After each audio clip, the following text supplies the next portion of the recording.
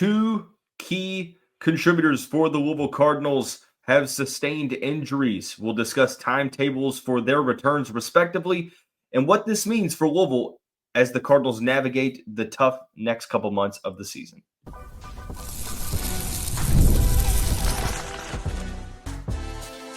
You are Locked On Louisville, your daily podcast on the Louisville Cardinals.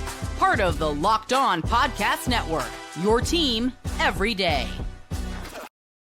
Card Nation, what is going on, everyone? Welcome into this Friday edition of the Locked On Louisville podcast. I'm your host, Dalton Pence. This is my fifth year covering the university, third year hosting this show, and I want to personally thank you all for making us your first listen of the day. Just a reminder, Locked On Louisville, free and available on all streaming services 5 days a week. Your team every day. Now, guys, today's episode of the show brought to you by FanDuel. New customers can place a $5 bet, and you'll get started with $150 in bonus bets if you win that first $5 bet. All you have to do is visit FanDuel.com to get started. It was announced earlier this week that two key contributors for the Louisville men's basketball team have sustained injuries. Aboubacar Traore and Koren Johnson will discuss the timetables for their respective returns, how Louisville is going to manage and navigate the next couple months, tough non-conference schedule, and some early ACC tests as well. We'll preview the Winthrop matchup Friday night at the KFC Yum Center. And to conclude the show, we'll identify a top 100 prospect and key 2025 recruit making an official visit to the Louisville football program this week. And we'll discuss how good of a chance the Cardinals have of flipping this SEC commit. So a lot of basketball, a lot of football talk. We begin on the basketball side. Not ideal news whatsoever. It's been a ton of early season adversity for Pat Kelsey's team in his first year as head coach of the Cardinals program. First, the Cardinals lose by 22 to Tennessee. Now, they were able to bounce back with a 32-point win against Bellarmine, but about an hour before tip-off in that game, it was announced via a press release that two members of the team, two key contributors, Aboubacar Traore and Koren Johnson, both had sustained injuries and would miss the game against Bellarmine. Now, the timeline for Traore is not a good one. The verdict is still out on when the Cardinals will get Koren Johnson back, but it seems as if, Louisville is hopeful that that is soon. We begin with the more long-term injury, that is Aboubacar Traore. It was announced that he suffered a broken left arm. He is right-handed. He suffered a broken left arm and would miss, quote-unquote, multiple weeks. Now, depending on who you ask, you'll probably hear a different timetable. The timeline that I saw floated out there on social media from some very, reputable sources seemed like 6 to 8 weeks. 6 to 8 weeks is going to put you in the 2025 calendar year. So that's something to focus on is, how long is Louisville going to be without the Long Beach State transfer? Traore was, I think he started the first two games, if I'm not mistaken. He did. He started the first two games, played 18.5 minutes per game, only averaged 1.5 points per game, 5 rebounds, 2 assists, 1.5 blocks, 0.5 steals, shot the ball 17% from the field. So offensively, the first two games were a struggle for Traore. The second game being Tennessee was a struggle for the entire Louisville basketball team. So I think from a scoring perspective, I think that Traore is serviceable. I think he is an opportunistic scorer that really feeds off offensive rebounds around the rim, being able to exploit mismatches, due to size and athleticism against smaller opponents. But I don't think that Traore was, this season was going to be a player that was relied upon to be the number 1, number 2, or maybe even number 3 scoring option. I think that what he brought to the court outside of scoring was why I wanted him to be a Cardinal so badly. The intangibles, the hustle that he plays with, the intense defense on ball, the willingness to go after the boards. So rebounding and defense, well, what right now seem to be the two biggest issues for the Cardinals at the moment and moving forward? Well, rebounding and defense. So yes, Louisville's still trying to find their identity on the offensive end, but this is a huge blow for the Cardinals because what Traore does really well is what the Cardinals are struggling with. And I think that, even though you can make the case, well, if he's not doing that well offensively, maybe you need to look to other players. And that might be true if it's, I won't go as far as saying playing 4-on-5 offensively, because I think that's sort of disrespectful early on. But even if he's not giving you a ton of value on the scoring side of things, he's still contributing and helping in other aspects. And that's where, his, leadership and his tenacious play is really going to be missed. And not to mention the Cardinals coming into the season, 13 scholarship players, really only 11, because Ali Khalifa and Kobe Rogers are both redshirting this season. So you have 11 scholarship players. Louisville really wasn't in a spot to where they could lose many guys due to injury, especially when you play in a system that utilizes a ton of substitutions. Like, the normal rotation in college basketball is smaller than a rotation that Pat Kelsey wants to run. Pat Kelsey's running a rotation of anywhere from 8 to 11 players. And right now, with Traore out, you're currently at 10. And then who knows with Koren Johnson, if he has to miss an extended amount of time, that's 9 right off the bat. So basically, you have to have a good bill of health moving forward if you're the Cardinals. Now, with Traore out, who's got to step up? Well, I think it's a by-committee thing. I think that you have to see Noah Waterman, Kason Pryor, Javon Hadley, and Kenai Roots. I'm looking at those 4 players, sort of filling in that wing, power forward role. They have to collectively do well rebounding. For the most part, that hasn't been the case. I think if you're looking for who's going to be the direct replacement, I don't think that Kenai Roots is probably going to see the largest uptick in minutes from this injury news, because Waterman, Pryor, and Hadley were all playing a good amount of minutes. But I think it's a by-committee thing. I think that, you need those 4 to collectively improve in the rebounding category. You need them to be better defenders in the paint, better defenders on the pick and roll, and defending the movement off ball. So ultimately, this is one that you hope to get Aboubacar back as soon as you can. Thankfully, there's no positive to take out of this, but I guess one silver lining is that it's not his shooting arm. So I guess it could be worse, but he is going to miss multiple weeks. Now, Koren Johnson, on the other hand, it was rumored to be a shoulder injury that kept him out of the game against Bellarmine. But it seems like the timetable is different here. According to a couple people around the program, Jody Demling being one of them, he expects Koren Johnson to possibly be available tonight against Winthrop. That it was sort of a one-time or a one-game loss, and you return to practice somewhat soon after that, and then you play against Winthrop. It seems like that is the hope on the Louisville side. Pat Kelsey, after the game, really didn't have much to say. It seemed like that shoulder issue was somewhat recent. Now, worth mentioning that Johnson had a shoulder injury at Washington that caused some problems, and I'm hoping that it's not the same shoulder, but nonetheless, still, you hope that Johnson is not going to miss a ton of time, especially for an offense that needs creation from the guard spot, a guy that can create off the dribble and facilitate. I feel like Koren Johnson is needed, especially since you have Indiana next week. You have one of Gonzaga or West Virginia next week. The week after that is Ole Miss. So, you continue on along, and it's going to be a challenging month or so, and you want Koren Johnson back as soon as you can get him back. So not only do you have him available, but you also give him some time to sort of work through the early season issues, being rusty, excuse me, and not having any issues moving forward.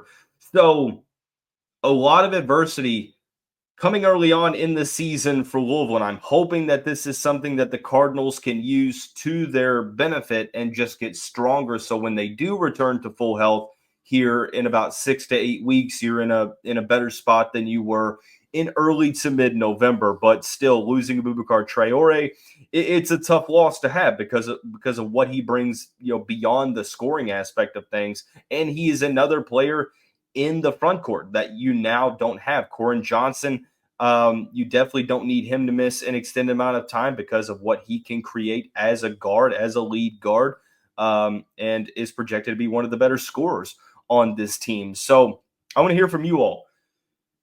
Who do you think will be the player that steps up the most in the absence of Aboubacar Traore? Is it going to be Javon Hadley? Do you think that the freshman Kenai Roots gets the opportunity? Is it going to be, Noah Waterman? We'll go with those three because Pryor was going to play a ton either way. Which of those three do you think steps up the most for the Cardinals moving forward in the absence of Traore? So be sure to drop that in the comments below. Louisville back in action on Friday evening, a rare Friday evening game at the KFC Yum Center. Pat Kelsey hosting his former team in Winthrop.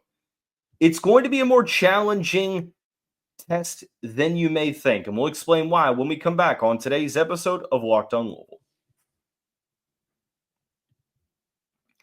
Cardinal fans, we've been locked on Prize Picks for quite some time now, and if you don't know what Prize Picks is, it is the best place to get real money sports action with over 10 million members and billions of dollars in awarded winnings. Prize Picks has made daily fantasy sports accessible to all. You just pick more or less on at least 2 players for a shot to win up to 100 times your cash. Run your game all season long on Prize Picks. You can now win up to, like I said, 100 times your money with as little as 4 correct picks. Sign up today and get $50 instantly when you play $5. You don't even need to win to receive the $50 bonus. It's guaranteed. This week on Prize Picks, I'm looking at Jamar Chase for more than 79.5 receiving yards and Patrick Mahomes for more than 1.5 passing touchdowns. That's what I'm looking at personally. Download the app today and use the code LOCKEDONCollege to get $50 off instantly after you place your first $5 lineup. That's $50 instantly when you place your first $5 lineup. Prize Picks runs the game. Also, while I have you, I want to take the time to tell you about our friends over at Home Field. We've been using Home Field all season long for all of our vintage Louisville apparel. If you go to homefieldapparel.com and use my code CARDS24, you'll get 15% off of your order. If you don't know what Home Field is, well, it's an experience like no other with vintage designs for as many college sports teams as you can think of. If you go to homefieldapparel.com, you can see all of the convenience of online shopping. You can browse through the various designs that they have and find the perfect college sports gear. Once again, that's homefieldapparel.com. Make sure to use my promo code CARDS24. Cardinal fans, thanks again for making Locked on Louisville your first listen of the day. Just a reminder, Locked on Louisville free and available on all streaming services 5 days a week. Your team every day. The Cardinals will host the Winthrop Eagles on Friday evening tonight, 7 p.m. tip-off at the KFC Yum Center. The Winthrop Eagles come to the Derby City 4-2. They have defeated Piedmont. They defeated Little Rock. They defeated William and Mary. And they just barely defeated North Carolina Central earlier this week. Their 2 losses. The first loss was to Georgia Southern. They came back and barely lost that game. They actually took the lead and ended up losing that. Georgia Southern themselves are 4-2. But they do have a little bit of common opponents. Virginia Tech beat Winthrop by 6 points in Blacksburg. Winthrop had the lead going into the halftime intermission, and Virginia Tech used a very good second half to end up coming out on top for the Hokies. But Winthrop is going to be a larger test than what I feel like people are going to automatically think, because this is a mid-major team, and I, as much as I don't think that Winthrop is like I don't think that Winthrop should upset Louisville, but I do think that the Eagles do have a chance to win the Big South along with some other teams like Radford, like High Point, like Longwood. But Winthrop, I think, is in a very good spot to make a run for their conference. And if Louisville is not careful, I do think that the Eagles could give the Cardinals fits. Now, this is a very veteran-led roster. Their top 5 scorers are all veterans. Bryce Baker, I think, is the youngest of the top 5 scorers, and he's a true junior. So you have a couple of COVID seniors, you have a couple of true seniors, but a lot of their production is going to come. Well, I mean, it's pretty balanced. I mean, you have 3 players averaging over 14 points per game. It's a larger team. You look at the top 5 scorers. I mean, the backcourt 6'4", 6'5", front court 6'7", 6'7". Their leading scorer, Kaysen Harrison, is the smallest starter at 6'2". He's averaging 16.2 points per game. One thing that I won't necessarily say like I'm truly worried, but I think it's going to be an interesting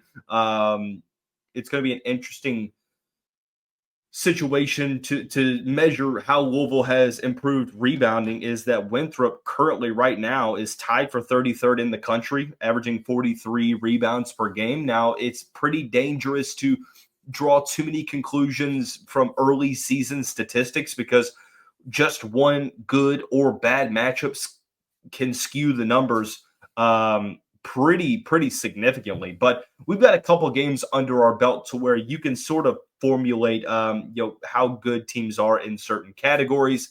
Now, one good thing in Louisville's case is that Winthrop, despite being a good rebounding team, they haven't really done a good job on the defensive end, and they haven't played really any great offenses. Like you look at the offenses that they played, Virginia Tech had 58 on them, but Little Rock scored 67. William and Mary scored 85.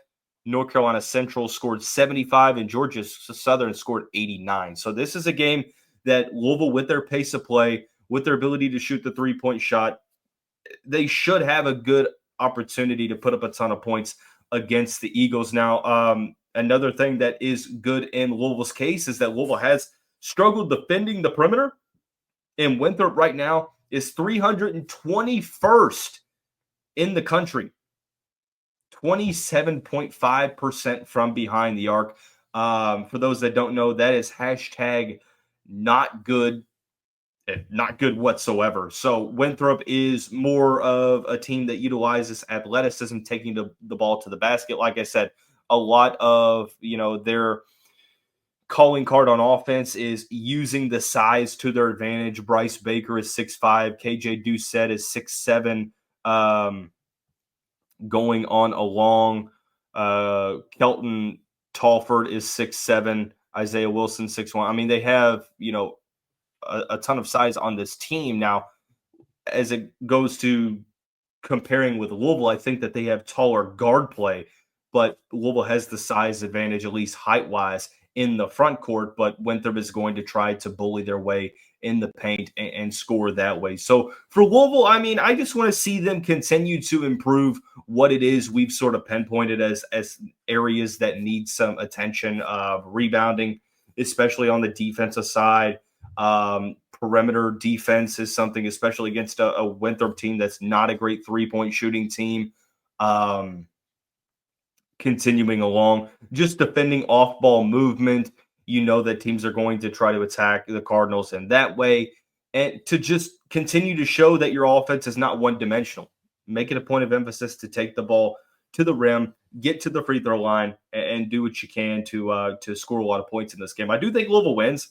I didn't mean to, talk about Winthrop in a way that should scare you, but it just goes to highlight that Louisville does have to handle business. I think that Winthrop is better than Morehead State. They're better than Bellarmine, so it's not going to be a Tennessee-like test, but it is going to be a test to, where does Louisville stand kind of moving forward? And I think it's a good opportunity to just get another game in before you go down to Atlantis next week, just being able to get some more reps. So Louisville back in action tonight against Winthrop. We will discuss what happens in this game. Probably, I think there's going to be an episode tomorrow morning on Saturday, so just a heads up there. But again, we hope that we're recapping a victory at this point. But we'll now turn over to the football side of things, where a top 100 prospect will be on the Louisville's campus for an official visit this weekend to see the Cardinals take on the Pittsburgh Panthers. We'll tell you who it is when we come back on today's episode of Locked On Louisville. ZBiotics pre-alcohol probiotic drink is the world's first genetically engineered probiotic. It was invented by PhD scientists to tackle the rough mornings after drinking. Here's how it works. When you drink, alcohol gets converted into a toxic byproduct in the gut. It's this byproduct, not dehydration, that's to blame for your rough next day. Pre-alcohol produces an enzyme to break this byproduct down. Just remember to make ZBiotics your first drink of the night. Drink responsibly, and you'll feel the best tomorrow. Here's how it works. Step 1, drink pre-alcohol. Step 2, drink responsibly. Step 3, enjoy tomorrow. Go to zbiotics.com/lockedoncollege to learn more and get 15% off your first order when you use the code LOCKEDONCollege at checkout. ZBiotics is backed with 100% money-back guarantee. So if you're unsatisfied for any reason, they'll refund your money, no question asked. Remember to head to zbiotics.com/lockedoncollege and use the code LOCKEDONCollege at checkout for 15% off. And while I have you here, I want to tell you about our friends and the title sponsor of the show, FanDuel. Right now, new customers can bet $5 and get $150 in bonus bets if you win that first $5 bet. If you download the FanDuel Sportsbook app, it'll literally give you everything you need to place live bets on the NFL all in one place. College sports is also where I go, or FanDuel is the place where I go to bet on college sports. Louisville is currently a -8 against Pittsburgh. I don't know how I feel, especially with Eli Holstein playing for Pittsburgh. I'm not sure that I'm going to be betting that spread. So be sure to check everything out at FanDuel.com. Never waste a hunch and make every moment more with FanDuel, an official sportsbook partner of the NFL. And into the final segment of this Friday edition of the Locked On Louisville podcast. Football recruiting has been pretty rough in the high school ranks for Louisville this cycle. They had a small class to begin with, and then some key players, Josh Johnson and Tyrone Burris, both flipped their commitments. Louisville is continuing to lose players. Jalen Brown just decommitted, and despite that being expected, still Louisville is currently holding one of the worst recruiting classes in the Power 5. So the hope is that they're able to create some momentum heading into early signing day, and they do have a key prospect on campus this weekend. That is Nashawn Montgomery, a 4-star wide receiver. According to Rivals.com, he is the 61st best player in the country. He's a little bit lower on 24/7 Sports. He's only a 3-star there. You know, his composite is 177th in the country. 6'1" receiver from Miami Central High School in Miami, Florida. He's currently committed to Florida. So an SEC commit that has made a couple of visits. He visited Ole Miss back in November, Washington in November, or I'm sorry, it was Washington, Ole Miss, and Alabama the last 3 weekends, I should clarify. So committed to Florida back in August. And seemingly it doesn't look like, if a player's taking all these official visits leading up to early National Signing Day, the commitment might not necessarily be that firm. How good of a chance does Louisville have at flipping Nashawn Montgomery? Well, you look at this 2 ways. First of all, the Cardinals have had success recruiting the 305 area. Coach Jehovah is one of the best recruiters in that area. He has done a great job of getting some really solid players, not only through the high school ranks, but also in the portal, players from the Miami area, Ja'Cory Brooks, Don Chaney Jr., the list goes on. And high school ranks, it seems like Louisville is continuing to want to recruit that South Florida area. So it feels like if the Cardinals want to flip a 4-star talent, the best place they could be from would be South Florida, because the Cardinals already sort of have a footprint in that area. So I think that if you're hosting a player in late November before early signing day, I think it's pretty clear that there is some interest there. Now, how serious of interest, that's something to be determined. The unfortunate part about this, number one, Florida is, for starters, Florida with DJ Lagway has completely done a 180 from the past 2 months. Like Florida seemed like they were going to fire Billy Napier. It was going to take a while to rebuild this program. And then DJ Lagway got the reins at quarterback, and he has been phenomenal in his freshman season. And it seems like Florida is going to be okay. So they might not necessarily lose some of the recruits that were looking elsewhere. Let's say that hypothetically he does end up wanting to leave Florida. Well, unfortunately, where did he visit last weekend? Alabama. And yes, Louisville does recruit well in South Florida. But when you're going head-to-head with Alabama, let's just say there are easier battles to win. There are some easier situations to win. So I'm sort of in wait-and-see approach with this one. Like, I think it's neat that he is making the visit to Louisville. Like, it shows that interest is definitely there. And it's nice to see Louisville recruiting that type of talent right now. But at the same time, I'm also looking at this, not getting my hopes up, knowing that he just visited Alabama. So, look, it's not going to be an easy battle to win. I think one of the things that you have to pitch to Montgomery is, hey, look, we lose Ja'Cory Brooks at the end of this year. There's no guarantee we bring Colin Lacey back. You're going to have a chance to be able to come and play right away. I mean, right now you can't really pitch the college football playoff thing. You can't pitch, playing in the SEC or anything like that. The only avenue that you really have to be able to pitch would be creative NIL and early playing time, and an offense to where, it's, proven to get wide receivers the football. So, but DeBoer's offense is as well. So that's not really all that much of a benefit. So, look, it's great that he's on campus, or that he's going to be on campus. 6'1", I think he's a really solid deep ball threat. I think he's originally from Rhode Island, moved to the Florida area. Solid deep ball threat. Good blocker at the wide receiver spot as well, which I think would bode well for Louisville's sort of rush first offense. But I'm going to be realistic here. And the hope for the Cardinals is that Alabama just gets commitments from other players before, to where it takes away Montgomery's spot. But with a player ranked that highly, you wonder how hard Alabama is prioritizing them. And if he were to make an official visit to campus in November, you could probably infer that interest is pretty concrete.